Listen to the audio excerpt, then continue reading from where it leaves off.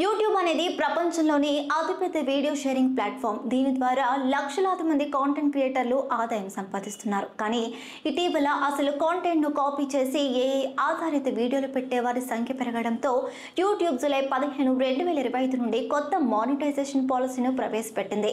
ప్రధాన మార్పులు ఏంటంటే ఇప్పటి వరకు మానిటైజేషన్కు 1000 సబ్స్క్రైబర్లు 4000 గంటల వాచ్ టైం లేదా షార్ట్స్ వ్యూస్ ఆధారంగా అంగీకరించేవారు. ఇకపై కంటెంట్ నాణ్యత మరియు సొంత క్రియేటివిటీని ఎక్కువగా చూడనున్నారు.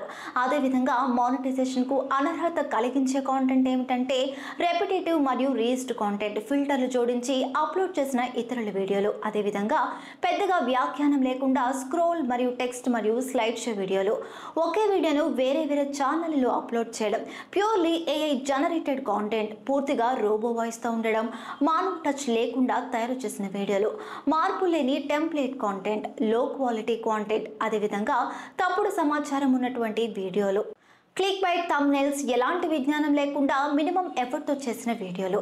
యూట్యూబ్ లక్ష్యం ఏమిటంటే నిజమైన కష్టపడే కంటెంట్ క్రియేటర్లను ప్రోత్సహించడం, ప్లాట్ఫామ్ నాణ్యతను పెంచడం, వ్యూవర్స్కి విలువైన కాంటెంట్ అందించడం.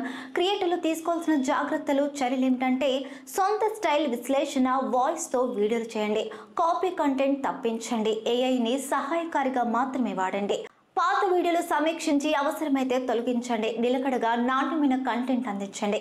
ఈ కొత్త మార్పులు యూట్యూబ్లో నూతన శకం ఆరంభానికి సంకేతం. డూప్లికేట్ కాంటెంట్కు ఇక తావుండదు.